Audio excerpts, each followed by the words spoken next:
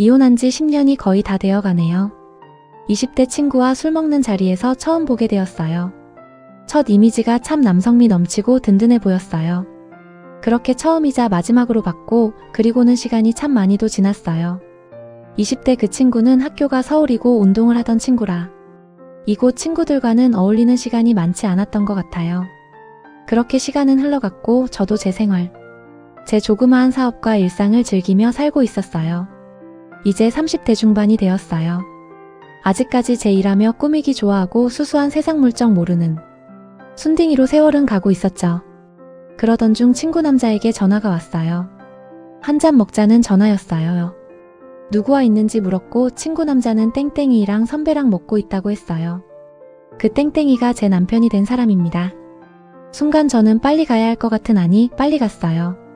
화장을 고치고 지금 생각해보면 참 순진하고 철없는 순간이었어요. 도착했을 때 땡땡이는 만취였고 안 취한 사람들과 자리를 함께 했어요. 그때 땡땡이가 부상으로 프로에서 나오게 되었다는 얘기를 들었어요. 나도 모르게 측은한 마음이 들었어요. 그 후로 친구 남자와 모두 함께 그리고 땡땡이를 자주 볼 수 있게 되었어요. 술 참 잘 먹는다 생각하면서 나도 술은 꽤나 먹는 편이어서 그 정도는 이해가 되었지요.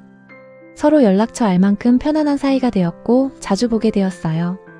만나서 한잔하고 의미 없는 이야기 나누고 했지만 그 시간이 그냥 좋았어요. 말도 많지 않고 나는 조잘조잘대고 땡땡이는 이야기를 듣는 쪽이었어요. 사실 저는 키가 보통 키이고 마른 편어서 그런지 키도 크고 체격이 있는 사람을 좋아했는데 거의 이상형이었어요. 저는 당찬 편이었고 밀당을 좋아하는 스타일도 아니어서 게다가 O형이고 활달해서 제가 먼저 사귀자고 얘기했지요. 땡땡이는 내성적이고 여자한테는 쑥스러움을 많이 타는 듯한 성격이고 그닥 여자에 관심이 없어 보였습니다. 우리는 사귀게 되었고 제 일이 빨리 끝나면 땡땡이네 집 앞으로 모시러 가서 거기서 데이트를 즐겼지요. 지금 생각해보면 여행을 한 번 안 가고 영화도 손에 꼽을 정도. 그냥 대리비 내면서 여기저기 2차씩 다녔던 것 같아요. 땡땡이와 저는 친구들과 한잔하는 걸 무진장 좋아했었거든요. 어느 날 둘이 한잔하며 이런저런 얘기하는 중 갑자기 땡땡이가 부모님을 부르더라고요. 부모님은 오셨고 저는 첫 만남을 반바지 차림으로 배웠지요. 나이가 있으니 결혼 빨리 하라고 하시고 저도 이제 필요하다 싶어서 우린 40살을 앞두고 결혼에 골인하였습니다. 문제는 그때부터였지요. 집을 시댁에서 그 당시 몇억 되는 집을 장만해 주셨고 대출 없이 시작하게 되어 너무 행복했어요. 누가 그랬던가요? 가장 행복할 때 불행을 생각하라고. 남편은 알고 보니 집에서 많은 지원과 보호를 받으며 온실 속 화초처럼 자란 사람이더라고요. 시댁이 못 살지는 않다는 걸 알고 있었지만 남편은 정말 자기가 할 수 있는 게 일도 없었고 세상 물정을 저보다 더 모르더라고요. 모든 게 다 제 손이 가야 했습니다. 한 번은 선배에게 돈을 빌려주자고 해서 제 돈으로 빌려준 걸 못 받고 있었습니다. 이것도 몇천 빌려주자는 거. 서면 작성 안 해도 된다고 해서 남편 얼굴 봐서 500만 원을 빌려주었습니다. 사업 미끼로 3천 투자하라고 한 건데 서면도 없고 500 지분으로 투자하라고 해서 날릴 거 생각하고 줬는데 아니나 다를까 약속기일 어기고 남편은 돈도 못 받아내서 제가 500만 원을 받아냈습니다. 그리고 술만 먹으면 일을 안 하고 몇 밤 며칠을 술만 먹습니다. 이유는 자기는 이렇게 살 사람이 아니라는. 결혼 때 돈이 일도 없더라고요. 그래서 시댁에서 아들 결혼시키려고 집을 해준 거였습니다. 하나만 봤지 내 눈에는 9은 안 보였던 거지요. 그러던 중 아이를 갖게 되었고 그래서 더 참아보려고 했으나 아이가 태어나도 술 먹고 놀고 먹고 일하면서 아이 아플 때는 일주일 이상씩 병원에서 있었고 그때 내 몸무게는 45kg였습니다. 아이는 선천적으로 신장이 안 좋아서 감염이 잘 되고 추적 검사를 해야 해서 응급실과 입원을 자주 했었습니다. 오롯이 모든 걸 혼자 다 해내야만 했습니다. 아이가 알게 될 나이가 되면 아빠의 저런 모습을 담게 될까 아이 정서에 상당히 안 좋을 거라는 걸 잘 알고 있었습니다. 그날도 아이는 병원에서 10일 정도 입원하고 저는 시체가 되어 퇴원했습니다. 집에 들어오자마자 술 먹고 있는 남편의 모습이 보입니다. 대뜸 500만 원 달라는 것이었습니다. 이유가 답답해서 여행 다녀오고 싶다고 합니다. 저는 절대 줄 수가 없었습니다. 그때 친정엄마가 비밀번호를 누르고 들어오는 찰나 남편은 밖으로 그냥 나가더라고요.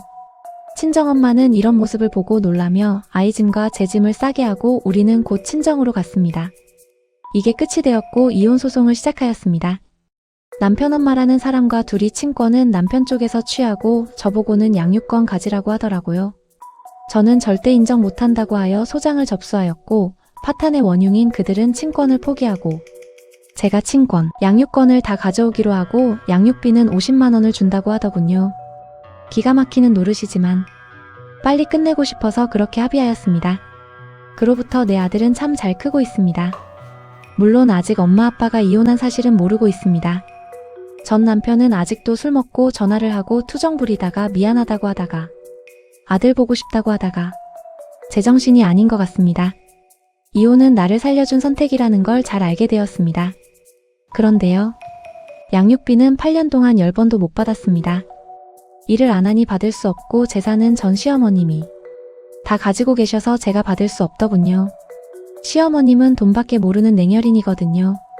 이혼 과정에서 한 푼이라도 주게 될까봐 노심초사 법률 상담받으러 다니는 전 시어머님 보고 더더욱 이 집과는 끝이다라는 생각을 했지요. 결국 몸만 나왔어요. 빠른 합의의 에너지, 스트레스는 덜 받게 되었지요. 지금 저는 하루 2~3시간 제 사업을 하면서 아이를 키우고 있습니다.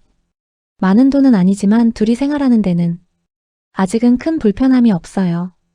아이가 더 성장해서 정말 돈이 많이 들어갈까봐 걱정이 되긴 하지만 지금은 행복하게 살아내고 있습니다. 현재가 중요하니까요. 길은 열릴 것이라고 믿습니다. 그때 아이한테 아빠의 자리만 생각했다면 이혼은 절대 생각하지 못했을 거예요. 그런데 반대로 저는 아이의 행복이 뭘까를 생각해봤습니다. 정서적인 안정이 있어야 커서 스스로 문제 해결 능력을 향상시킬 수 있고 같은 환경에서 아빠의 모습을 닮을까봐 두려웠습니다. 절대적 최선의 선택이고 잘한 선택이라고 생각합니다. 아이와의 행복한 순간순간을 지키며 살고 있는 지금이 가장 소중합니다. 좀 더 시간이 지나면 아이도 내 곁을 떠나겠지요? 그래서 지금이 너무 소중해요. 끝으로 선택을 못하시고 계시는 분이 있으시다면 이혼을 안 하고 사는 게 가장 좋지요. 하지만 2번, 3번 고쳐지지 못하는 사람과의 인연은 서로가 괴로운 겁니다. 내 인생을 가세요. 나는 누가 함부로 할 수 있는 그런 사람이 아니니까요.